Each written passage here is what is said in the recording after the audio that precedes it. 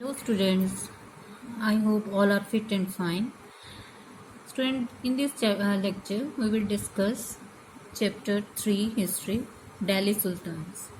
In the previous lecture we already discussed about the how Delhi Sultans established their administration in India. Or in this lecture we will discuss about the expansion of Delhi Sultan. The first topic of this lecture is administration and consolidation under the Khaljis and Tughlaqs. Before discussion of this topic, let's understand some terms. First is Bandogan. बेटा Bandogans क्या होते हैं? Slaves purchased for military services by Delhi Sultans. Delhi Sultans slaves को क्या करते थे? Purchase. Slaves कौन होते थे? गुलामों को खरीदते थे, उनसे बहुत सारी काम करवाया करते थे. उनमें से उन कुछ स्लेव्स को वो मिलिट्री के लिए क्या कर लेते थे? उनको अपॉइंट कर लेते थे, मीन एज ए सोल्जर्स रख लेते थे. Next term is iqta. Khaljis and Tughlaq appointed military commander as governors of territory of varying sizes. अब क्या था? खलजीज और तुगलक के टाइम जो दिल्ली सल्तनत का जो एक्सपेंशन था वो बहुत ज़्यादा हो गया था. मीन्स वो जो एरिया था, एडमिनिस्ट्रेशन का जो एरिया था वो बहुत बड़ा हो गया था. इसलिए उन्होंने क्या कर दिया? उसकी डिवीज़न कर दी. ठीक है, डिवीज़न करी और उन एक वहाँ पे मिलिट्री कमांडर को अपॉइंट कर दिया एज ए गवर्नर. ओके, और जो डिवीज़न थी, जो एरियाज़ को डिवाइड किया जाता था, उनको क्या कहा जाता था? इक्तास कहा जाता था. अंडरस्टैंड. नेक्स्ट, मुक्ति और इक्तदार. अब जो इन लैंड्स को गवर्न करते थे मिलिट्री कमांडर्स, उनको क्या कहा जाता था? मुक्ति कहा जाता था या इक्तदार कहा जाता था. अंडरस्टैंड. अब ये जो मुफ्तीज थे, इनके फंक्शंस क्या थे? Lead military campaign. इन्होंने क्या रखनी होती थी? मिलिट्री आर्मी क्या करते थे कि मेंटेन रखते थे. भी अगर बाय चांस सुल्तान के ऊपर कोई अटैक हो जाए तो वो उसकी क्या कर सकें? हेल्प कर सकें इस मिलिट्री आर्मी के ज़रिए. Okay. Second, maintain law and order in their iqtas. Iqtas means areas. ठीक है, वहाँ पे लॉ एंड ऑर्डर रखना भी इनका क्या था? काम था. तीसरा काम क्या था? Collected revenue from their iqtas and paid salary to their soldiers from this revenue. अब वो क्या करते थे? रेवेन्यू कलेक्ट करते, टैक्स कलेक्ट करते थे. कहाँ से? जो इक्ता में जिस इक्ता के वो होल्डर थे, ठीक है, उनसे क्या करते थे? वो लैंड टैक्स कलेक्ट करते थे और उस टैक्स से ही वो सोल्जर्स की सैलरीज को दिया करते थे. ओके. अब steps taken to ensure that muqtis perform their duty. अब सुल्तान्स क्या देखते थे? सुल्तान्स के द्वारा कौन से स्टेप्स उठाए गए कि जो मुक्तिज हैं वो अपने ड्यूटीज़ अच्छे से परफॉर्म कर रहे हैं या नहीं कर रहे. फर्स्ट स्टेप उन्होंने क्या उठाया? क्या लिया?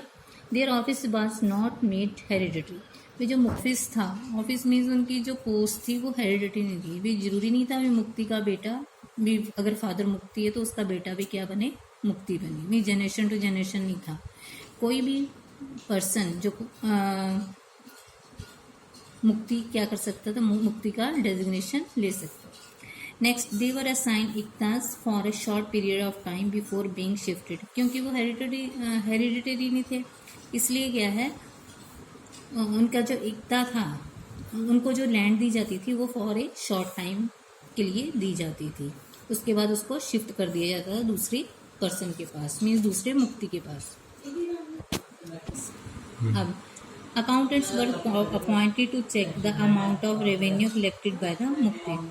accountants अपॉइंट किए गए भी जो रेवेन्यू कलेक्ट किया गया है मुक्तिज के द्वारा. accountants अपॉइंट किए गए ये देखने के लिए भी मुक्तिज जो रेवेन्यू कलेक्ट कर रहे हैं, टैक्स कलेक्ट कर रही हैं, वो स्टेट्स के द्वारा फिक्स किया हुआ है या फिर उससे ज़्यादा तो नहीं कर रही. Care was taken that the mukti collect only the taxes prescribed by the state and that the required number of soldiers. और ये भी ध्यान रखा जाता था कि जो मुक्तिज हैं टैक्सेस सही तरीके से कलेक्ट कर रही हैं या नहीं, और वो सोल्जर्स, उन्होंने सोल्जर्स की आर्मी मेंटेन की हुई है as prescribed by the states और नहीं। मीन्स जितनी स्टेट्स ने कहे हुए हैं सोल्जर्स उतने उन्होंने मेंटेन किए हुए हैं या नहीं। ठीक है, अब स्टूडेंट्स ये सारा यही है। How did the sultans control and consolidate such a vast kingdom. कैसे उन्होंने क्या किया है, रिलायबल गवर्नर रखे थे जिनको मुफ्तीस कहा जाता था। फिर क्या है, ट्रेंड स्पेशल स्लेव्स थे, ठीक है, जिनको बेंडागन कहा जाता था। ठीक है, फिर और उनको पॉलिटिकल ऑफिसेस के लिए ट्रेंड किया जाता था। मिलिट्री कमांडर्स अपॉइंट किए गए जिनको गवर्नर भी कहा जाता था।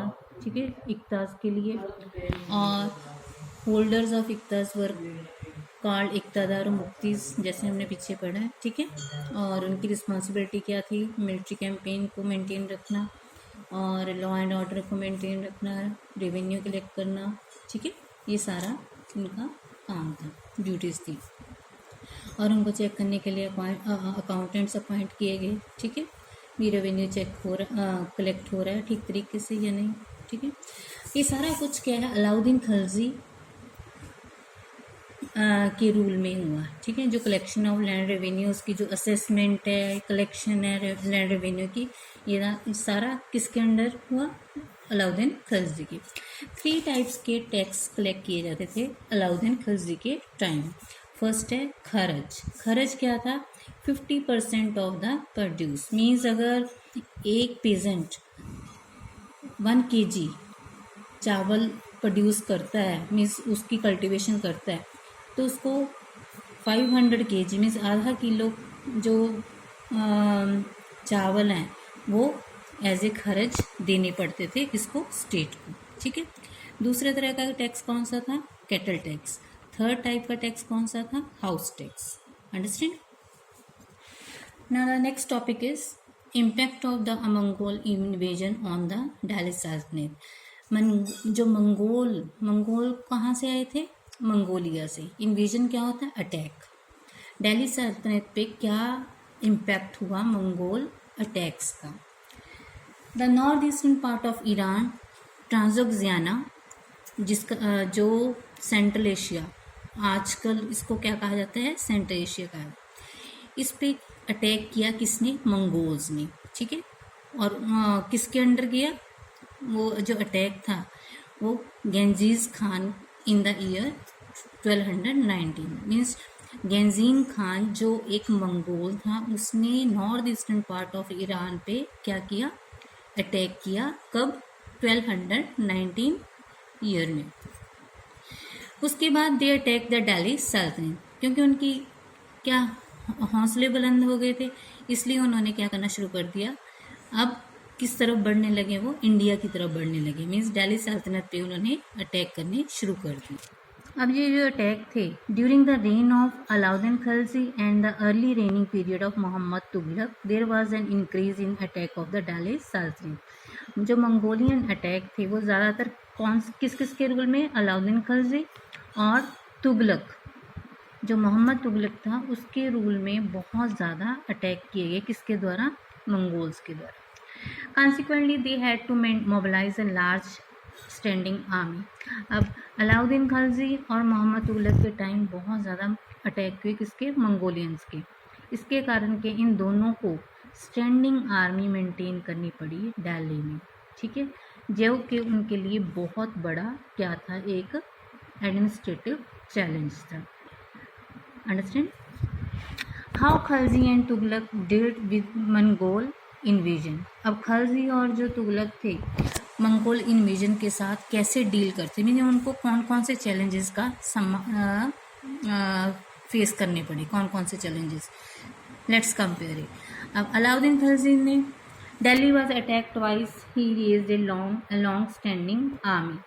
दिल्ली पर 2 बार, मीन्स अलाउद्दीन खिलजी के रूल के टाइम मंगोलियन ने दिल्ली पे 2 बार अटैक की। ठीक है, इसके कारण उसने एक लॉन्ग स्टैंडिंग आर्मी मेंटेन की। स्टैंडिंग आर्मी क्या होती है, army that is on duty every time. में, चाहे वॉर हो चाहे पीस हो, हर टाइम क्या है, ये जो मिलिट्री है वो क्या होती है, ऑन ड्यूटी होती है। ठीक है। अब उधर मोहम्मद तुगलक ने क्या, ही also raised a long standing army like Alauddin Khilji and was confident about the strength of his army, और उसको पूरा कॉन्फिडेंट था अपनी आर्मी की स्ट्रेंथ पे। अब उधर Alauddin Khilji, second point, he constructed a new garrison town named Siri for his soldiers. अब सोल्जर्स को रखने के लिए अलाउद्दीन खिलजी ने एक नया गैरिसन टाउन इस्टेब्लिश किया जिसका नाम था सिरी। ओके। और उधर मोहम्मद बिन तुगलक ने क्या किया, देखो, जो 4 सिटीज थे दिल्ली के, उनमें से एक दिल्ली कुन्हा, उसको क्या करवा दिया, खाली करवा दिया। वहाँ के जो रेजिडेंट्स थे उनको क्या कर दिया, वहाँ से क्या कर दिया, खाली करवा दिया, और वहाँ पे सोल्जर्स को क्या कर दिया, स्टेशन कर दिया। ठीक है। अब जो यहाँ के रेजिडेंट्स थे वो कहाँ भेज दिए गए, दौलताबाद भेज दिए गए, साउथ में। मीन्स दिल्ली कुन्हा के जो रेजिडेंट्स थे उनको दौलताबाद में शिफ्ट कर दिया, जो आजकल महाराष्ट्र में है। ओके। अब इधर अलाउद्दीन खिलजी ने का third point, soldiers were fed using the produce collected as tax from lands between the Ganga and Yamuna। अब सोल्जर्स को मेंटेन किया करने के लिए मीन्स उनको खाना तो देना ही था। ठीक है। वो खाना कहाँ से दिया जाता था, जो टैक्स कलेक्ट किए जाते गंगा एंड यमुना के बीच में जो लैंड्स थी। ठीक है। जो गंगा एंड यमुना के बीच के जो एरियाज थे वहाँ से जितना भी टैक्स कलेक्ट किया जाता उसको सोल्जर्स को क्या किया जाता, फीड किया जाता, मीन्स उनको खाना दिया जाता। टैक्स जैसे हमने पिछली बार पढ़ा, पिछले टॉपिक में, tax was fixed at 50% of peasants yield. ये जो टैक्स था फिक्स था कितना, 50%। ठीक है। जो भी पीजेंट्स कल्टीवेशन करता, जो भी क्रॉप की प्रोडक्शन करता, उसको 50% क्या करना पड़ता था, टैक्स देना पड़ता था। अब उधर मोहम्मद तुगलक की साइड देखें, वहाँ पे क्या है, प्रोड्यूस से टैक्स वही लिया जाता था, टैक्स लिया जाता था 50%। उसके अलावा एडिशनल टैक्सेस भी क्या कर दिए जाते थे, लिए जाते थे लोगों से, जिससे क्या है, लोगों पे जो टैक्स का बर्डन था वो क्या हो गया, बढ़ गया।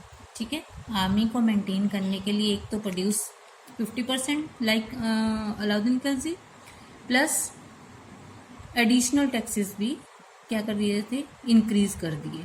ठीक है। आर्मी के जो खर्चा था उसको मेंटेन करने के लिए।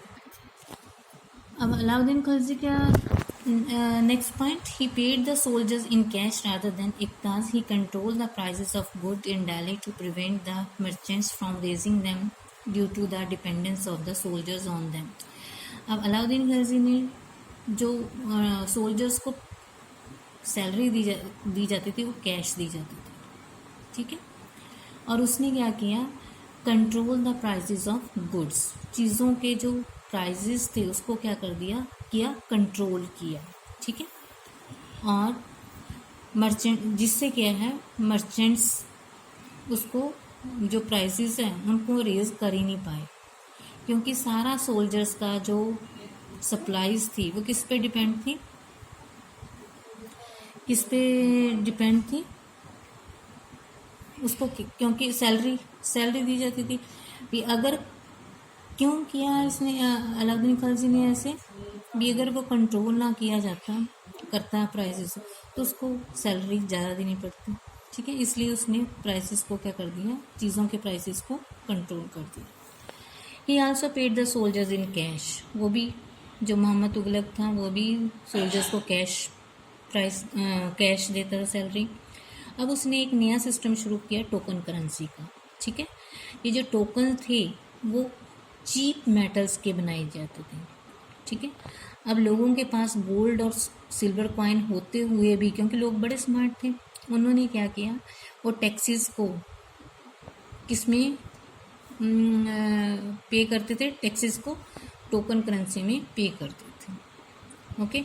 और इससे क्या हुआ, बहुत ज़्यादा करप्शन बढ़ गई, क्योंकि लोगों ने घर पे ही जो चीप मेटल के जो टोकन थे वो क्या करने शुरू कर दिए, मिंट करने शुरू कर दिए, बनाने मीन्स डुप्लीकेट टोकन बनाने शुरू कर दिए, जिससे क्या है बहुत ज़्यादा नुकसान हुआ किसको, मोहम्मद तुगलक। अब इधर अलाउद्दीन खिलजी में he had a successful administration and gain praise from chroniclers for cheap prices. जो अलाउद्दीन खिलजी था वो एक सक्सेसफुल एडमिनिस्ट्रेटर क्या हुआ, साबित हुआ, ठीक है। और जो जितने भी उस टाइम के क्रॉनिकल्स ने उन्होंने उसकी क्या की, प्रेज की, ठीक है। क्योंकि उसके रूल में एक तो प्राइसेस क्या थे, चीप थे। चीप मीन्स बहुत ज़्यादा कम थे, चीज़ों के प्राइसेस बहुत कम थे। दूसरा क्या था, सप्लाई ऑफ गुड्स, चीज़ों की जो सप्लाई थी वो भी क्या थी, एफिशिएंट थी, ठीक है। मीन्स कभी मार्केट में उसकी शॉर्टेज नहीं आती थी, चीज़ों की शॉर्टेज नहीं आती। और इसके अलावा उसने मंगोल इन्वेजन्स का डट के क्या किया, सामना किया, ठीक है। इधर तुगलक उसने जितने भी एडमिनिस्ट्रेटिव मेथड यूज़ किए वो बेचारा करता तो उसके लिए था, भला लोगों की वेलफेयर के लिए करता था, पर वो सारे क्या हो गए, फेल हो गए, ठीक है। और बहुत सारी कॉम्प्लिकेशंस क्या हो गई, पैदा हो गई। क्या किया था, देखो उसने, एक तो उसने क्या किया, इधर दिल्ली कोना में शिफ्ट कर दिया लोगों को, यहाँ से उनको उजाड़ा और दौलताबाद में शिफ्ट कर दिया, जिससे यहाँ के जो रेजिडेंट थे वो क्या हो गए, बहुत ज़्यादा नाराज़ हो गए। और इधर उसने एडिशनल टैक्सेस का भी बर्डन डाल दिया लोगों पे। और तीसरा उसने टोकन करेंसी का शुरू किया। ये सारे मेथड्स क्या हो, एक फेलियर प्रूव हुए, ठीक है। और बहुत सारी कॉम्प्लिकेशंस क्या हो गई, पैदा हो गई। अब इधर अलाउद्दीन खिलजी हिज मेजर्स वर डिफेंसिव, मीन्स उसने जितने भी स्टेप्स उठाए, ठीक है, वो सारे क्या थे, प्रोटेक्टिव थे, ठीक है। मीन्स उसको इससे कोई भी नुकसान नहीं है, कोई किसी ने रिवोल्ट नहीं किया, किसी ने विद्रोह नहीं किया, विरोध नहीं किया।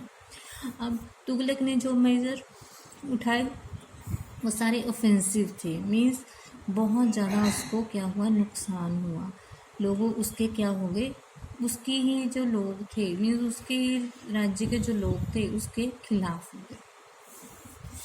अब now the last topic of this chapter is who ruled Delhi after Khaljis and Tughlaqs. अब Khaljis and Tughlaqs we discuss in the previous topic.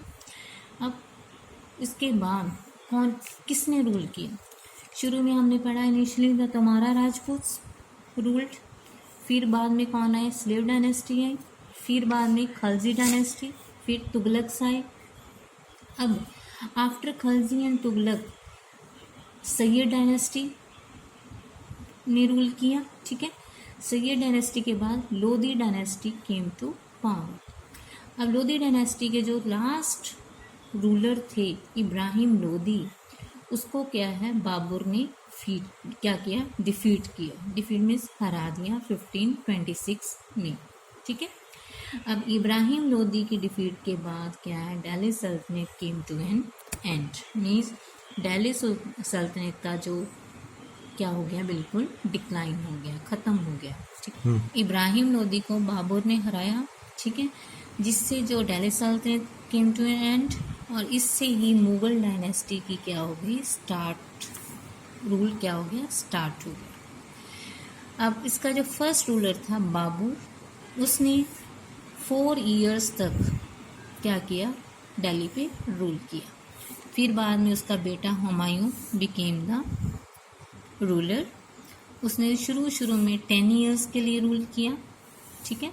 फिर बाद में हुमायूं का युद्ध हुआ, वॉर हुई किसके साथ, शेरशाह सूरी के साथ, जिसमें हुमायूं क्या हो गया, हार गया, ठीक है। अब Shershah Suri became the ruler, उसने सूर एम्पायर की क्या की, एस्टैब्लिशमेंट की, ओके। ये जो सूर एम्पायर था ये शॉर्ट पीरियड ऑफ टाइम के लिए कंटिन्यू, मीन्स 15 इयर्स तक की क्या रहा, ये पावर में रहा। फिर बाद में दोबारा हुमायूं ने क्या किया, इस पे अपना कब्जा कर लिया, ठीक है।